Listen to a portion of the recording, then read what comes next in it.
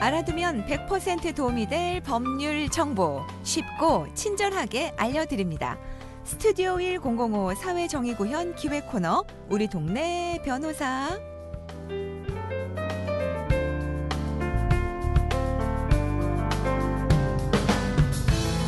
법무법인 법승의 이승우 변호사와 함께합니다. 변호사님 안녕하세요. 네, 안녕하세요. 청년들과 친하게 지내고 싶은 네. 이승우 변호사입니다.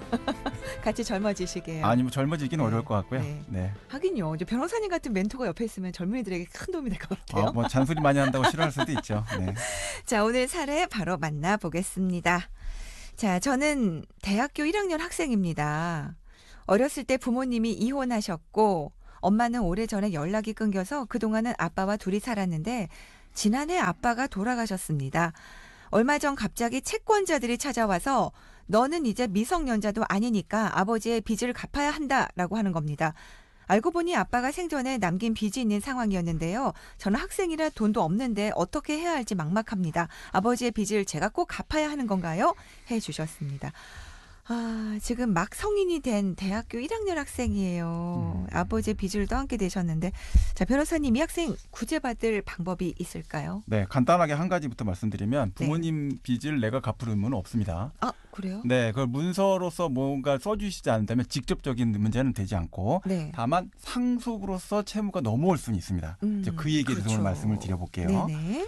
자, 일단 학생을 생각하면 제 마음이 무겁습니다. 저도 뭐 사실 이런 얘기 들었으면 네. 제가 대학교 1학년이면 정말요? 어떡하죠? 어떻게 이러면서 문서부터 썼을 거예요. 음. 이러시면 안 된다라는 얘기입니다. 네. 자, 일단 상속의 원칙은 부모님 돌아가시면 자녀와 부모는 별개입니다. 근데 상속을 통해서 채무가 넘어올 수는 있는 거예요. 네네. 근데 그거를 내가 승인하는 순간 내 채무가 됩니다. 아하. 그 원칙을 꼭 기억하셔야 되고요. 네. 자, 이제 상속 통해서 부모님 재산 물려받는 거 그거는 뭐 내가 뭐 고민 안 해도 되지만 네. 빚을 물려받게 되는 문제로 갔을 때는 심각한 문제가 그렇죠. 있어요. 자, 사연의 학생 역시 이제 아버지의 상속인으로서 빚을 상속받을 이제 가능성 이게 생긴 거죠. 가능성이라는 걸 생각하셔야 돼요. 네. 당연한 거라면 그냥 넘어오는 거지 음. 가능성이 문제가 아닙니다. 네. 내 선택의 가능성이 있다라는 얘기예요.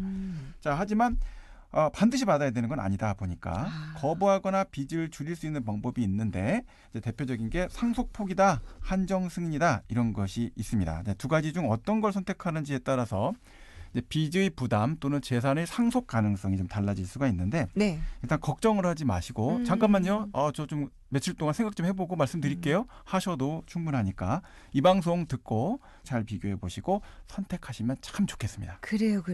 차분하게 한번 잘 우리 챙겨보자고요. 일단 빚을 줄일 방법이 있다고 말씀해 주셔서 너무 다행인데 상속 포기는 많이 들어봤거든요. 그런데 네. 한정 승인은 좀 생소하신 분이 많아요. 좀 설명해 주시죠.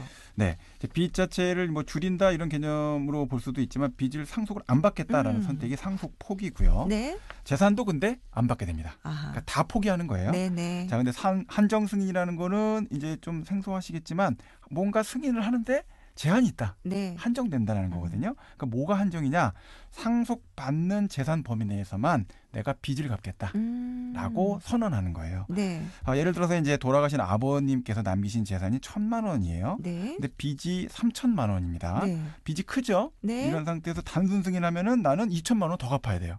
그렇죠? 근데 한정 승인하게 되면은 1,000만 원 범위 내에서만 빚을 갚고 2,000만 원에 대해서는 상속 포기한 거 비슷한 효과가 나타나는 겁니다. 빚의 상속 범위를 제한하는 겁니다. 그럼 아버님이 남긴 재산이 없어요. 없으면은 상속 포기를 하면 어떨까요? 그럼 빚을 갚지 않아도 됩니까? 네, 상속 포기하고 이제 법원의 인정을 받게 되면 네. 더 이상 채권자들이 이제 빚을 갚아라 이런 뭐 독촉에 시달리지 않아도 됩니다. 네, 빚에서 완전히 벗어날 수가 있게 되는데 네네. 상속 포기가 이제 좋은데 문제가 한 가지가 좀 있습니다.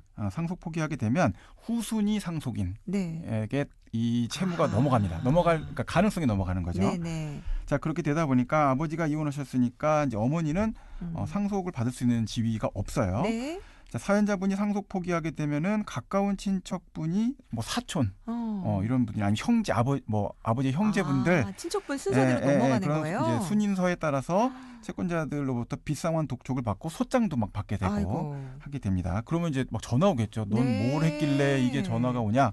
뭐 이런 식으로. 자, 그렇기 때문에 절차상 불편뿐만 아니라 관계상의 어떤 고통이 올 수가 있어서 네. 한정 승인을 좀 고려해 보실 필요가 있는데 네. 다만 이제 상속 포기와 다르게 이 차이점을 설명을 좀 드려보면 선순위 상속자가 그러니까 1순위라고 보면 보통 네, 봤을 때 네. 한정 승인을 신청을 했을 때는 더 이상 빚이 다음 상속인에게 넘어가는 것은 막을 수가 있습니다. 예. 자, 그러니까 사연자분께서 한정 승인을 하면 뭐 사촌분들이나 아버지 형제분들하고 연락할 일은 없을 거다. 네. 끝이 나는 거다라는 겁니다. 그래요. 지금 상속 포기하고 한정 승인 비교해서 이제 계속 설명해 주시고 있는데 우리 3236번님께서 상속 받을 때 다 포기하는 것보다는 혹시 재산이 어디 숨어 있을 수도 있으니까 한정 승인하는 게 무조건 좋은 거 아닐까요? 라고 문자를 주셨는데 이건 어때요? 네, 뭐 그런 신중한 선택도 중요하긴 한데요. 네. 한정 승인이 이제 모든 상황의 최적의 답이 아니다라는 게 좀 문제입니다. 상속받은 재산의 한도 내에서만 빚을 갚을 수 있다. 딱 결론은 좋은데. 네. 자, 그럼 재산의 한도랑 재산은 또 어떻게 정리할 것이냐 이런 문제가 또 뒤따라오고 네. 상속 포기보다 그래서 절차가 까다로워집니다. 아하. 상속 포기는 이제 법원에 포기하겠습니다. 네네. 라고 서류를 작성해서 제출하면 끝인데 네.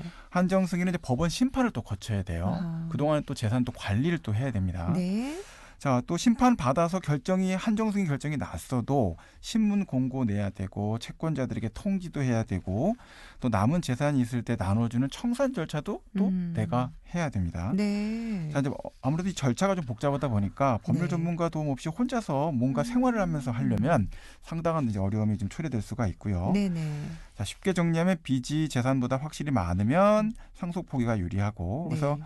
아버님이 어떻게 생활을 하셨는지를 잘 따져보시고 재산이 진짜 형성됐을 개연성이 있다면 한정 승인 검토해 보시는 건데 네. 자, 불확실하거나 뭐 그렇지 않다 또는 뭐 알 수 없다라고 하신다면 한정 승인보다는 상속 포기를 좀 하시는 것도 필요하다는 생각이 듭니다. 그리고 네. 이제 중요한 거는 뭐 예외 규정이 좀 일부 있긴 하지만 두 결정 모두 돌아가신 날로부터 3개월 안에 해야 한다.